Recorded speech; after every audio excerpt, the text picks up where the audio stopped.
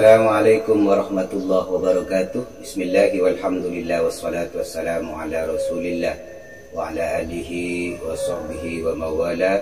Qala rabbi israh li sadri wa yassir li amri wa hlul 'uqdatam min lisani yafqahu qawli. Taqabbalallahu minna wa minkum. Taqabbal ya karim siyamana wa siyamakum wa nahnu minal faizin wal makbulin wal aidin amin ya rabbal alamin. Amma ba'du. Sahabat-sahabat pemirsa yang saya hormati, jumpa lagi dengan saya Imam Ghazali di channel Imam Ghazali 99.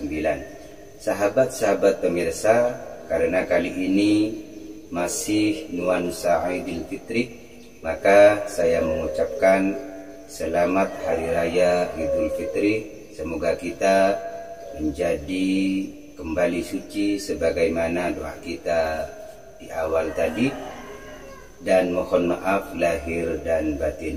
Sahabat-sahabat pemirsa yang saya hormati, kali ini saya akan menyampaikan doa Nabi Musa alaihissalam, di mana apa yang akan saya sampaikan ini termasuk salah satu permintaan dari salah satu subscriber dari channel ini.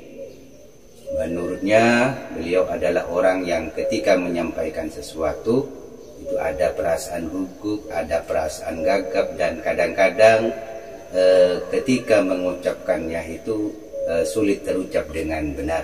Sahabat-sahabat pemirsa, sebagaimana maklum di dalam Al-Quran surat Thaha bahwa Nabiullah Musa alaihissalam ini adalah orang yang tidak bisa mengucapkan roh, dan dia adalah orang yang lidahnya itu agak kaku ketika menyampaikan sesuatu.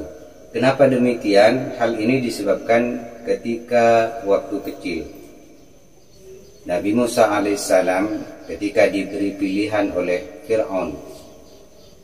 Jadi pada waktu itu Fir'aun merasa bayi yang digendongnya itu adalah dialah nanti yang menjadi penyebab kematiannya, sehingga pada waktu itu ketika Nabi Musa kecil masih dalam gendongan itu mencabut jenggotnya, maka dengan satu cabutan jenggot itu Fir'aun merasa seakan-akan dia akan roboh dan seakan-akan dia meninggal pada waktu itu, sehingga Fir'aun yakin bahwa inilah bayi yang ditafsirkan dalam mimpi saya yang akan membunuh saya.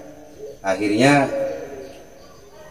ketika Nabi Musa alaihissalam hendak dibunuh, maka istrinya tidak memperbolehkan, dan dia mengatakan kepada Fir'aun sebagai suaminya itu, jangan engkau bunuh bayi ini tidak tahu apa-apa. Jadi biasa anak kecil ketika melihat sesuatu dia ingin memegangnya, yaitu mencabut jenggot daripada Fir'aun alaihissalam. Kemudian untuk membuat Fir'aun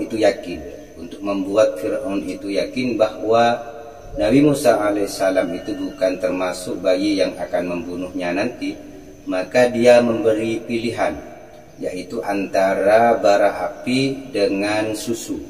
Jadi pada waktu itu pikirannya Fir'aun berpikir, ketika Musa kecil mengambil susu, berarti dia tahu bahwa bara adalah bahaya bagi dirinya, dan dia yakin dialah yang akan membunuhnya. Tapi ketika dia mengambil bara, maka dia adalah bayi yang tidak tahu apa-apa, yang tadi sudah mencabut jenggotnya.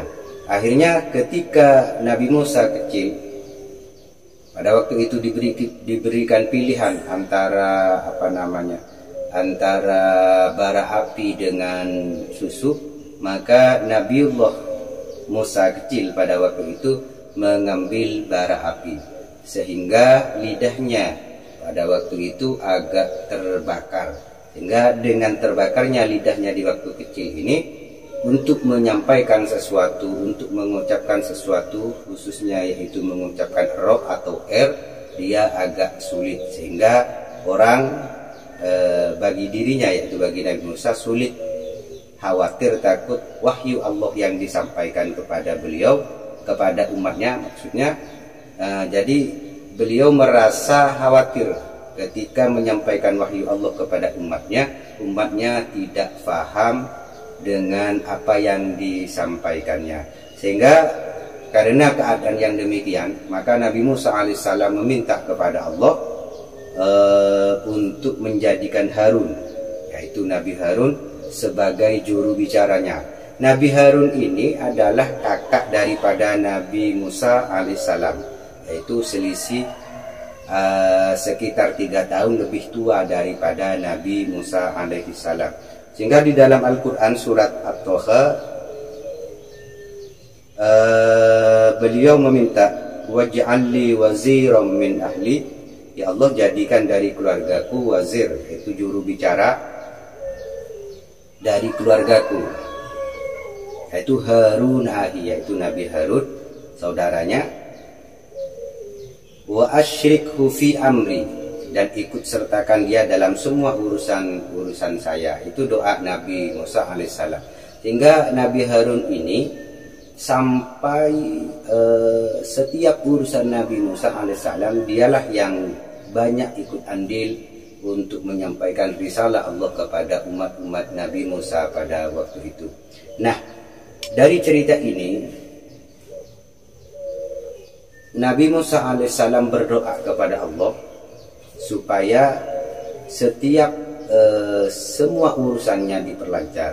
Jadi doa ini sebenarnya bukan hanya doa untuk memperlancar berbicara, tapi doa ini untuk juga mempermudah semua urusan. Jadi ketika sahabat-sahabat di dalam menghadapi masalah yang sangat rumit, maka perbanyak juga baca ini. Ketika sahabat-sahabat menjadi dai, sahabat-sahabat menjadi mediator, sebagai mediator.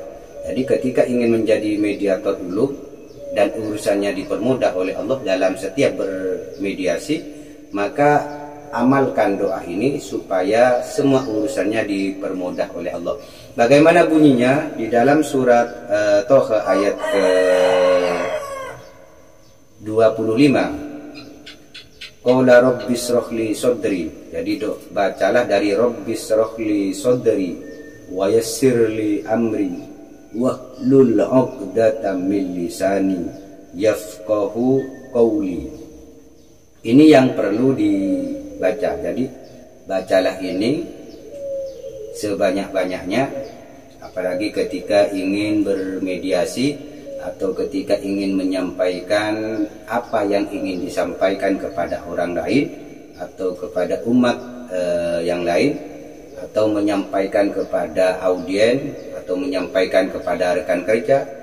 Semua yang menjadi lawan bicara kita insya Allah akan lebih mudah untuk memahami apa yang kita inginkan. Sehingga dengan demikian maka orang-orang yang mendengarkan apa yang kita sampaikan faham dan tahu apa yang kita inginkan dan apa yang kita maksud. Ini sangat penting bagi para dai, bagi para mediator, bagi para hakim, bagi para panitra, atau bagi para pengacara. Jadi karena setiap orang yang berurusan dengan berbicara, menyampaikan, maka jangan sampai tidak mengamalkan amalan ini. Tata caranya bagaimana? Ya perbanyak saja membaca doa ini.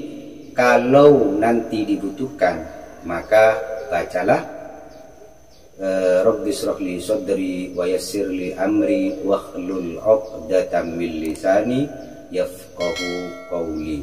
Cukup bacakan itu,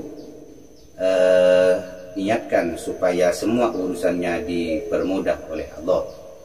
Demikian apa yang saya sampaikan dari doa Nabi Musa ini. Jikalau ada sahabat-sahabat yang masih belum paham, silahkan komentar di kolom komentar, dan insya Allah akan saya jawab ketika ada waktu yang memungkinkan untuk bisa menjawab. Demikian dari saya, terima kasih. Wal afu minkum. Wassalamualaikum warahmatullahi wabarakatuh.